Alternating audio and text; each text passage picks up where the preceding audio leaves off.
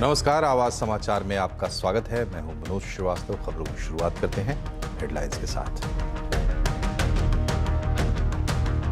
Regulators are normally very stringent about certain governance practices, and therefore they shouldn't. One instance, however much talked about globally it may be, I would think is not going to be indicative of how well Indian financial markets are governed. Adani मामले पर FM की पहली प्रतिक्रिया। News 18 network के editor in chief Rahul Joshi के साथ exclusive बातचीत में कहा, वित्तीय संस्थानों को खतरा नहीं, एलआईसी का निवेश और एसबीआई का एक्सपोजर तय दायरे के अंदर, भारतीय रेगुलेटर है मुस्तैद। पुरानी टैक्स रिजीम को हटाने का फिलहाल कोई प्लान नहीं, लेकिन वित्त मंत्री को नई टैक्स रिजीम को अच्छा रिस्पांस मिलने की उम्मीद। न्यूज 18 नेटवर्क से एक्सक्लूसिव बातचीत में सीतारमण ने कहा, 50% टैक्स पेयर्स हो सकते हैं इसमें शामिल। सरकार का लेना देना कुछ नहीं है, there is absolutely no connection. चर्चा शुरू करने के लिए जा रहे हैं तो उनके पास कुछ मुद्दा नहीं है।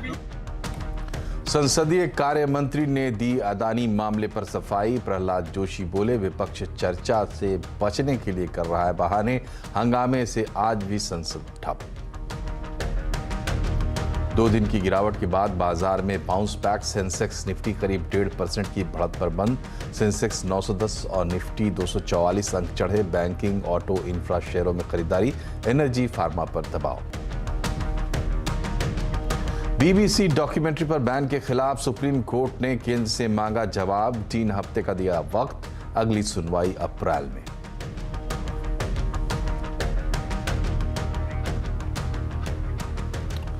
और सबसे पहले सुपर एक्सक्लूसिव इंटरव्यू की बात। बजट के बाद किसी भी प्राइवेट न्यूज नेटवर्क के साथ अपने पहले इंटरव्यू में वित्त मंत्री निर्मला सीतारमण ने अदानी मामले पर अपनी प्रतिक्रिया दी। नेटवर्क 18 के ग्रुप के editor in chief Rahul Joshi के साथ इंटरव्यू में बजट को उन्होंने बताया कि कैसे ये ग्रोथ को रफ्तार देगा। साथ ही उन्होंने बजट में इनकम टैक्स पेयर्स को चुनने का ज़्यादा ऑप्शन दिया है, ये भी बताया।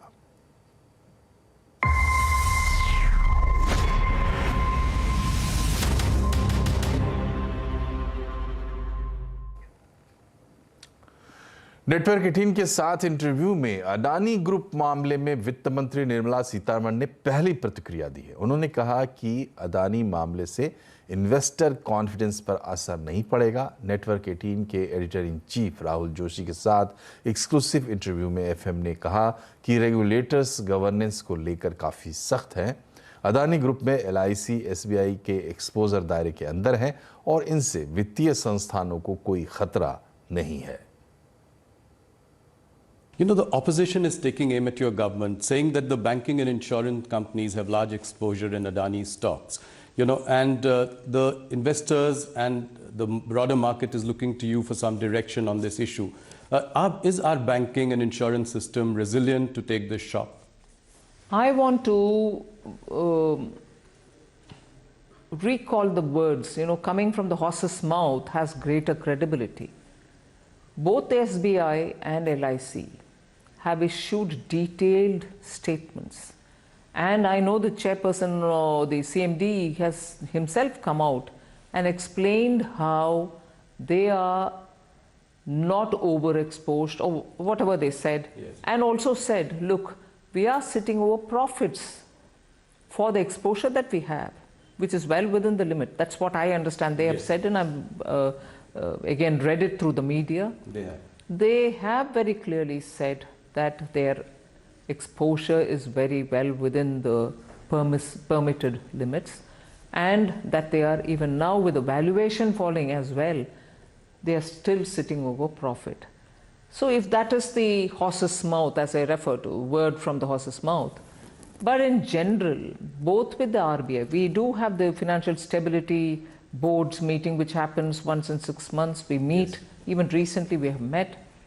So I can only very clearly say, both the RBI and we, because of the FSB's meeting, Financial Stability Board's meeting, know that the Indian banking system if anything, at this stage, for me to use this word, I want to use it with a sense of responsibility, like having gone through the twin balance sheet problem. Indian banking sector today is at a comfortable level with their NPAs coming down to absolutely low levels, recovery is happening, and their position is very sound, which gets reflected in the fact that when they go to raise monies in the market, they are absolutely comfortably raising monies as well. So the entire macroeconomic analysis which any expert would do also highlights the fact that how comfortable the Indian banks are placed in. That cannot be that if they are at risk. Some of the global investors as well, as a knee-jerk reaction, seem to have pulled out some money in the last couple of days. Some have put, fresh investments on hold. What would your message be to the global investors?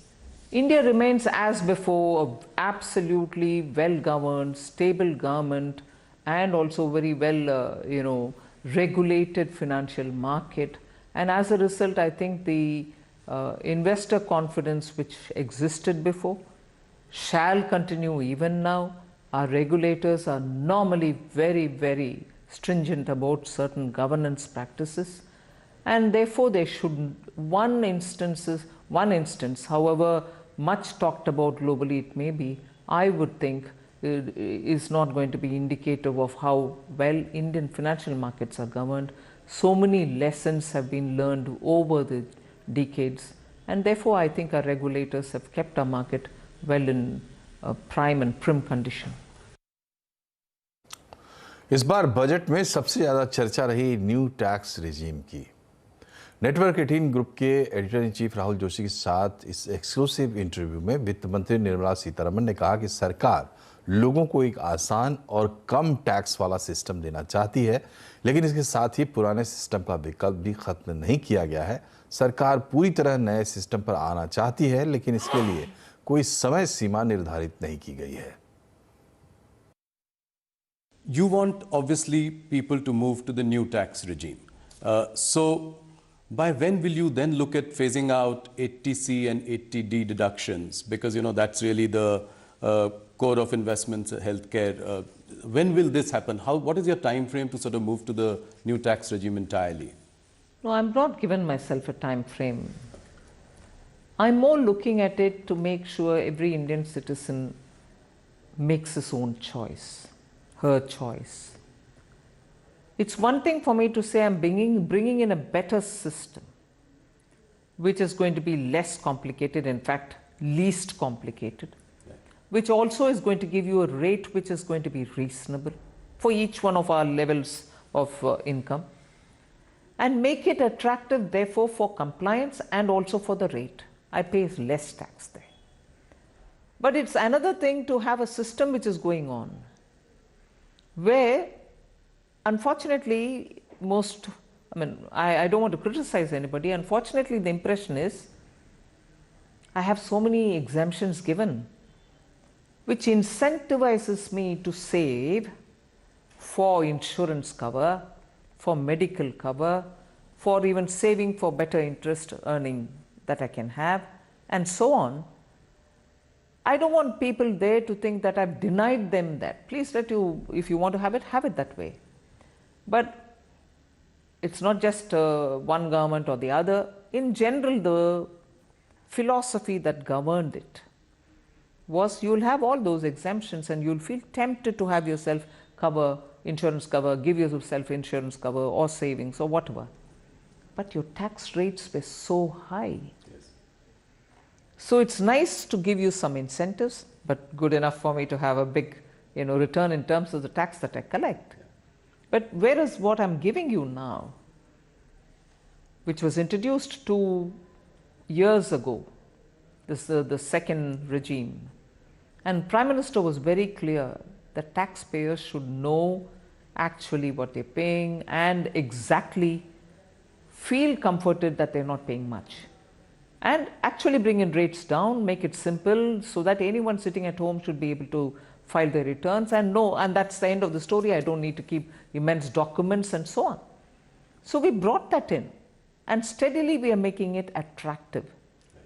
but not forcing anybody to get out of the exemption regime. But the fact remains there that the rates have been very high, and you still got some discounts so that you can go with your. So how many people do you think will migrate? Any sense that the government has? I'm more talking about the layers which are covered Yes. by these, beneficial tax rates. I would think in that layer at least 50% will come over. 50%. That's a big number. And what is the current number? Any idea that the government has of that? Yeah, I have a number, but I don't think I can off the cuff say it. FM Nirmala Sitharaman के साथ ये पूरा interview आप देख सकते हैं शाम 7:57 पर। इधर अदानी मामले पर हंगामे को लेकर आज फिर संसद ठप रही। विपक्ष US short selling firm Hindenburg की रिपोर्ट के बाद अदानी ग्रुप के शेयरों में गिरावट और आम निवेशक के नुकसान पर चर्चा की मांग पर अड़ा हुआ है विपक्ष ने आज फिर संसदीय समिति या सुप्रीम कोर्ट की जांच की मांग रखी है। हालांकि लोकसभा अध्यक्ष और राज्यसभा के सभापति ने विपक्षी सांसदों के सभी नोटिस को मंजूर करने से मना कर दिया। वहीं आज सरकार इस पूरे मामले में विपक्ष पर हमलावर दिखी। संसदीय कार्य मंत्री प्रहलाद जोशी ने दो टूक कह दिया कि अदानी और हिंडनबर्ग मामले से सरकार का कोई लेना देना नहीं है और विपक्ष बेवजह बहाने बनाकर हंगामा कर रहा है, चर्चा से बच रहा है। हमारे सरकार का लेना देना कुछ नहीं है, there is absolutely no connection. And राष्ट्रपति का अभिभाषण का चर्चा प्रायोरिटी रहता है। चर्चा शुरू करने के लिए तैयार है तो उनके पास कुछ मुद्दा नहीं है।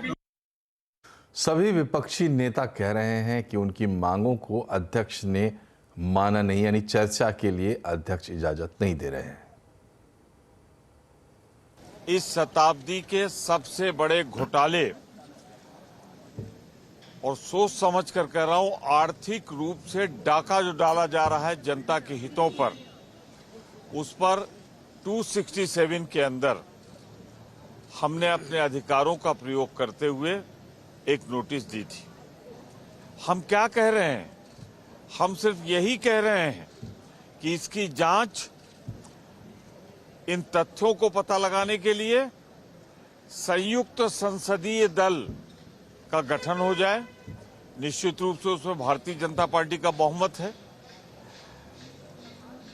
या फिर चीफ जस्टिस ऑफ इंडिया के संरक्षण में, नेतृत्व में लगातार इस प्रकरण की जांच हो और सारे तथ्य जनता के सामने रखे जाएं। हमारा प्रयास सिर्फ एक है। वहीं आम आदमी पार्टी के नेता संजय सिंह ने अदानी मामले पर सीधे प्रधानमंत्री नरेंद्र मोदी को घेर लिया है। देखिए, ये जो पूरा घोटाला है, ये अडानी का घोटाला तो है ही, साथ साथ देश के प्रधानमंत्री नरेंद्र मोदी का घोटाला है। और ये बात मैं क्यों कह रहा हूं? क्योंकि मोदी ने रेल दिया, मोदी ने तेल दिया, मोदी ने कोयला दिया, मोदी ने बिजली दिया, मोदी ने सड़क दिया, मोदी ने पोर्ट दिया, मोदी ने एयरपोर्ट दिया, मोदी ने सब कुछ अडानी को दे दिया। और मोदी का काला धन अडानी की कंपनी के माध्यम से, फर्जी कंपनियों के माध्यम से विदेशों से हिंदुस्तान में लगाया गया। तो देश के प्रधानमंत्री अब तक खामोश क्यों है? इस पे जेपीसी की जो अपोजिशन की डिमांड है, जेपीसी क्यों नहीं अनाउंस की जा रही है? और इस पूरे मामले में विपक्ष अब आक्रामक हो गया है। कांग्रेस अध्यक्ष मल्लिकार्जुन खड़गे ने विपक्षी दलों के नेताओं के साथ बैठक बुलाई थी। इस बैठक में विपक्ष की 16 पार्टियां शामिल हुईं और सरकार को घेरने की रणनीति पर चर्चा की गई।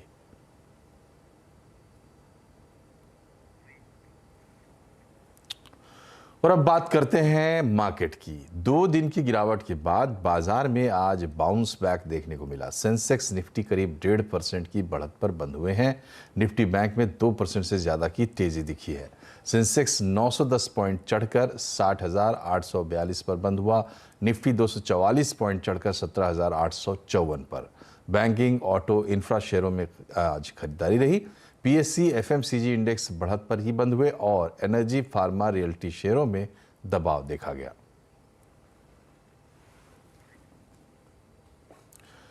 एचडीएफसी के तीसरी तिमाही के नतीजे अनुमान के मुताबिक रहे हैं। साल दर साल मुनाफा 13% बढ़ा है। ब्याज दरें बढ़ने का असर लोन ग्रोथ पर कुछ दिखा है। तो एचडीएफसी के सीईओ के मिस्त्री हमारे साथ जुड़ गए हैं नतीजों पर बात करने के लिए। सीधा चलते हैं। आपका बहुत बहुत स्वागत है सीएनबीसी आवाज़ पर। नतीजा थोड़ा कमज़ोर दिख रहा है, बाजार को शायद कुछ ज़्यादा उम्मीद थी, क्या कहेंगे आप?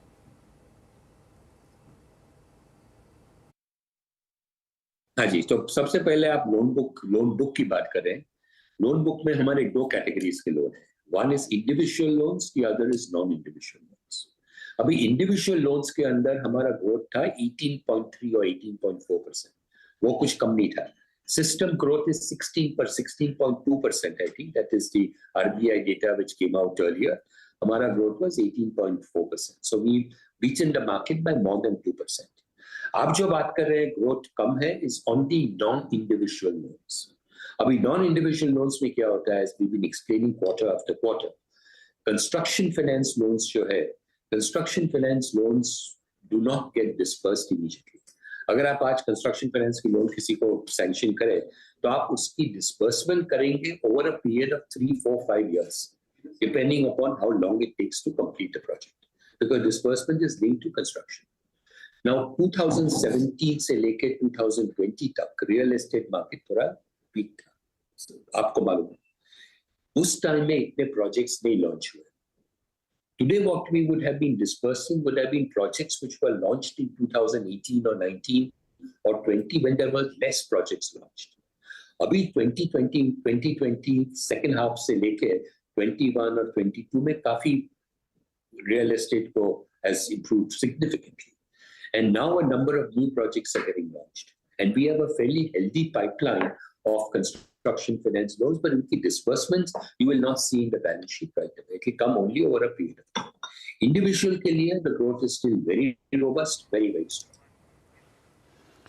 जी, तो जैसा आपने कहा कि घरों की मांग जो है, घरों का बाजार थोड़ा ठीक हुआ था, लेकिन उस तेज़ी के बाद फिर से थोड़ी सुस्ती देखने को मिली और अब एक बार फिर से मुंबई में धीमापन दिख रहा है। हालांकि दिल्ली एनसीआर में थोड़ी सी तेज़ी अभी भी बरकरार है। तो अगर ओवरऑल आउटलुक की बात करें इस साल की 2023 की, तो आपको क्या दिखाई देता है?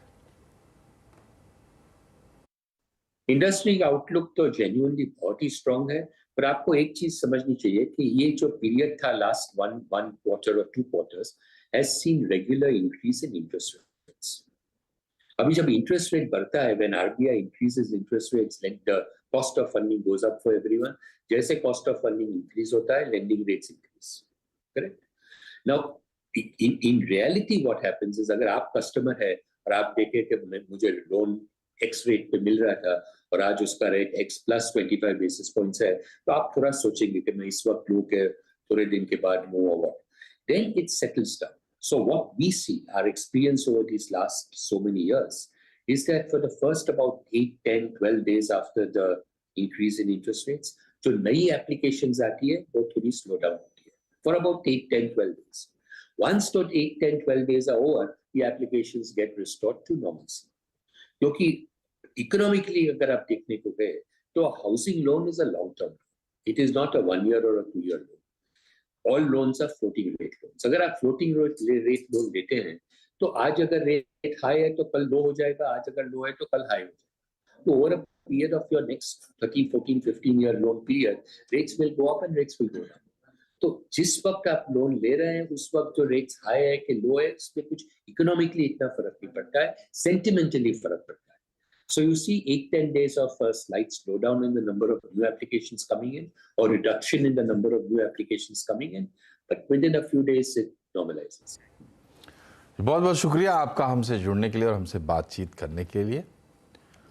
और बढ़ते हैं आगे, एक और नतीजे की बात। बर्जर पेंट्स का मुनाफा तीसरी तिमाही में 252 करोड़ से घटकर 200 करोड़ के करीब हो गया है। एबिटा और मार्जिन में भी कमी हुई है। तो नतीजों पर बात करने के लिए कंपनी के MD and CEO Abhijit Roy हमारे साथ मौजूद हैं। रॉय साहब, बहुत बहुत स्वागत है आपका। तीसरी तिमाही में आय थोड़ी कम रही आपके लिए, तो ओवरऑल तीसरा क्वार्टर कैसा रहा? इसमें दो चीज था। एक तो सेल्स ग्रोथ जो है वो करीबन 7% के करीब रहा हमारा, वॉल्यूम ग्रोथ भी करीब 6.6% के करीब।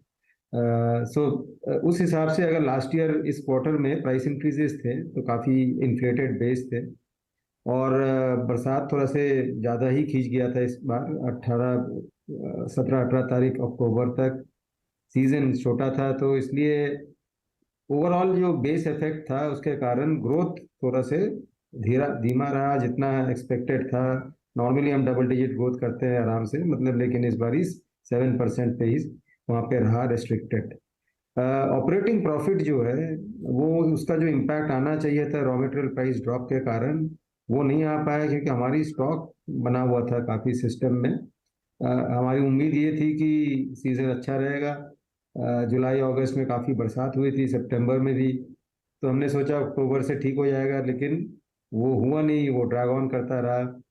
तो जो स्टॉक हमने बनाया था, क्योंकि हमारी कैपेसिटी की थोड़ी कॉन्स्ट्रेंट थी, अब तो सांडीला प्लांट 6 तारीख से शुरू होगा तो वो निकल जाएगा, लेकिन हम नॉर्मली स्टॉक बिल्डअप कर लेते थे सीज़न के लिए, ताकि सीज़न टाइम में जबकि वहाँ पे डिमांड बहुत बढ़ जाता है, 40-45% इंक्रीज हो जाता है, उस समय हमको सर्विसिंग में दिक्कत आती थी, तो हमने नॉर्मली स्टॉक बना लेते थे सीज़न को टाइड ओवर करने के लिए। इस बार रॉ मटेरियल प्राइसेस गिरता रहा, लेकिन उसका बेनिफिट नहीं मिला, क्योंकि हमारे पास पुराने प्राइस के स्टॉक पड़े हुए थे। बहुत बहुत शुक्रिया आपका रॉय साहब, हमसे जुड़ने के लिए और अपने विचार रखने के लिए। यहाँ हम रुक रहे एक छोटे से ब्रेक के लिए, लेकिन खबरें अभी और भी हैं, बने रहिए हमारे साथ।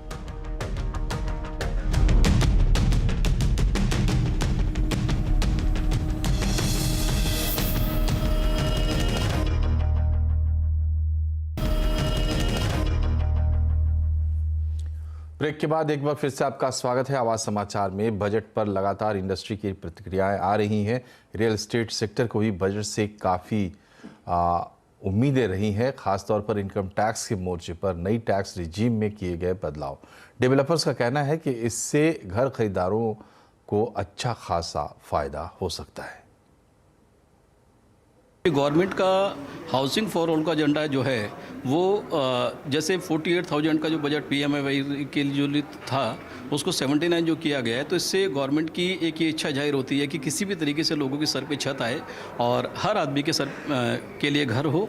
और जैसे शौचालय और घर आम आदमी के जीवन में एक सपना होता है, ये गवर्नमेंट उसको बहुत अच्छे से पूरा कर रही है और बहुत बड़े नंबर के साथ पूरा कर रही है। और अमृतकाल की वेला में गवर्नमेंट इससे बढ़िया बजट मेरे ख्याल से कोई हो नहीं सकता। अर्बन इंफ्रा को बहुत बड़ा बूस्ट मिलने वाला है, और सबसे बड़ी बात जो एक आम पर्सन के लिए जो 7 लाख रुपए का जो वहाँ तक जो टैक्स की उन्होंने माफ़ी करी है, इससे लोगों की नेट डिस्पोजेबल इनकम बढ़ने वाली है। जो बचा हुआ पैसा है उससे अपना घर ले पाएगा। आज हस्बैंड और वाइफ दोनों मिलकर काम करते हैं और 7 लाख और प्लस 7 लाख 14 लाख रुपए तक उनकी टैक्स फ्री रहने वाला है, उसका बहुत बड़ा बेनिफिट आने वाला है। तो आवाज़ समाचार में फिलहाल इतना ही, लेकिन जुड़े रहिए CNBC आवाज़ से और खबरों पर रहिए अपडेट YouTube, Facebook और ट्विटर के जरिए। नमस्कार।